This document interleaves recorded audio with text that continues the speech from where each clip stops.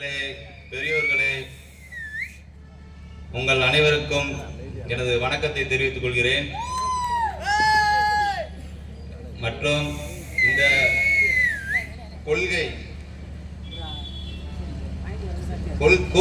கோரிக்கை முழக்க பொதுக்கூட்டம் சீரும் சிறப்புமாக நடந்து கொண்டிருக்கிறது.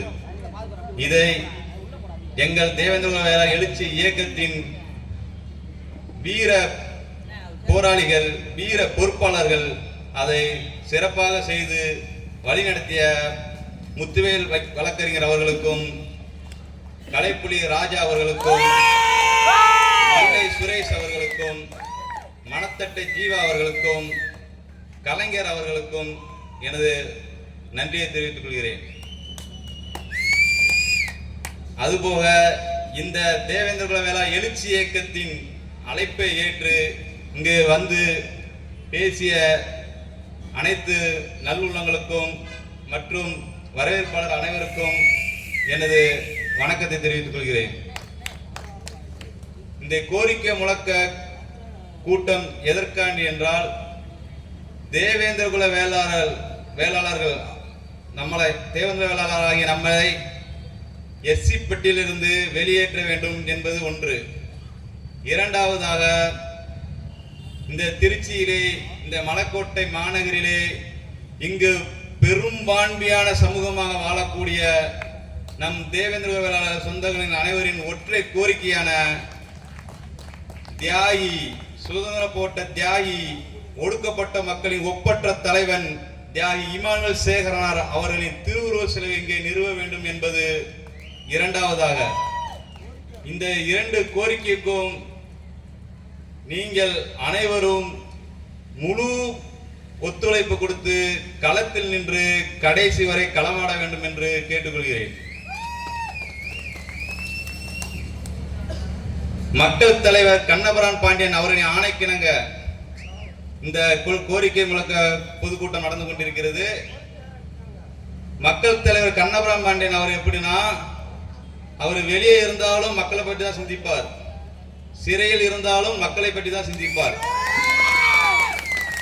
அதனாலதான் அவரை மக்கள் தலைவர் என்று சொல்கிறோம்.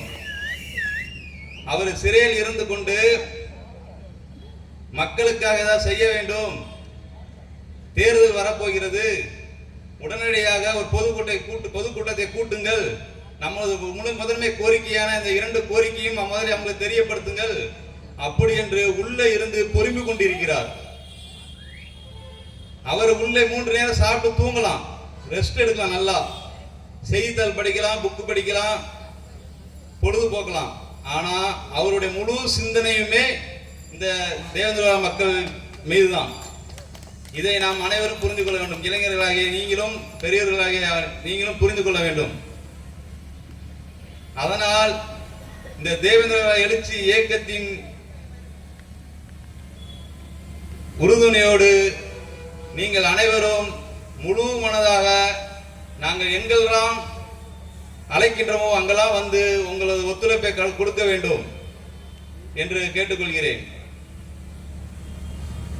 கடந்த மக்களவை தேர்தல் நடக்கின்ற போது பாரத பிரதமர் அவர்கள் நமது தேவேந்திர வேளாளர் 7 உறுப்பினர்களை ஒன்றிணைத்து தேவேந்திர வேளாளர்கள் அறிவிக்க வேண்டும் நம்ம கோரிக்கை வைத்தோம். பல இயக்கங்கள், கட்சிகள் எல்லாம் போராடி, மக்கள் எல்லாம் ஒற்றுமைப்பட்டு போராடி அந்த கோரிக்கையை வென்றோம். அவங்களுக்கு அந்த மக்களவை தேர்தலில் நம்ம தேவேந்திர ஓட்டு தேவைப்பட்டது. ஆகையால் அந்த கோரிக்கை வெற்றி பெற்றது. அதுபோல் அந்த பாரத பிரதமர் அவர்களுக்கு இப்போ ஒரு வேண்டுகோள். வருகின்ற தேர்தல், சட்டமன்ற தேர்தலில்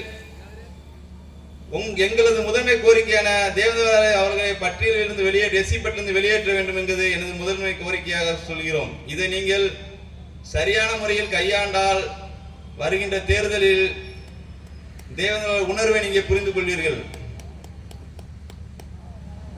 அதுபோக இளைஞர்கள் அனைவரும் ஒற்றுமையோடு நல்ல முறையில் படித்து வேலை பெற்று குடும்பத்தை காப்பாற்ற வேண்டும் என்று சொல்கிறேன். நீங்கள் தேவேந்திர மக்கள் அனைவரும் ஒற்றுமைப்பட்டு ஒன்றாக போராடினால்தான் ஒரு கோரிக்கையை நம்ம வெல்ல முடியும். இது சாதாரண விஷயம் இல்ல. நம்ம இன்று கூடி நாளை கலைந்து போவது சாதாரண விஷயம் இல்லை. இது தொடர் போராட்டம். போராட்டம் இல்லாத வாழ்க்கை குப்பைக்கு சமம் என்று புரட்சியாளர்கள் சொல்கிறார்கள். எப்படி? போராட்டம் இல்லாத வாழ்க்கை குப்பைக்கு சமம் என்கிறார்கள். நீ போராடவில்லை என்றால் நீ வாழ தகுதியில்லை என்று சொல்கிறார்கள் புரட்சியாளர்கள். அதனால நமது முதன்மை கோரிக்கையான இந்த தேவேந்திர வேளாளரை எஸ்சி பட்டியலிருந்து நீக்க வேண்டும் என்று நம்ம முதன்மை கோரிக்கை. நீ என்னதான் நீங்க படித்து வந்தாலும், என்னதான் நீங்க பெரிய பெரிய பதவியில் இருந்தாலும், உன்னை எஸ்சி கலெக்டர் எஸ்சி அதிகாரி தான் சொல்லுவாங்க. இதை நம்ம இந்த தேவேந்திர இந்த எஸ்சி பட்டியல் நீக்க வேண்டிய தனது வாழ்நாள் குணம் உயிர் மூச்சியாக போராடிய பசுதி பாண்டியன் ஐயா அவர்களை அன்றே கூறினார். இன்று வரை அதை செவிசாய்க்கவில்லை. யாரும், எந்த அரசும் செவிசாய்க்கவில்லை.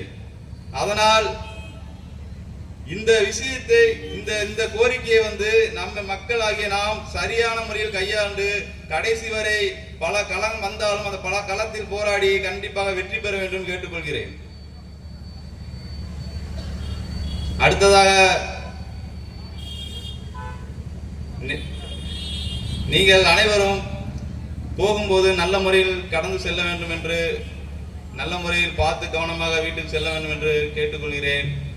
அதுபோக இங்கு பாதுகாப்பு பணியில் இருக்கக்கூடிய காவல்துறை அதிகாரி மற்றும் காவலர்கள் அவர்களுக்கும் உளவுத்துறை நபர்கள் அவர்களுக்கும் எனது இந்த நன்றியை தெரிவித்துக் கொள்கிறேன். நன்றி.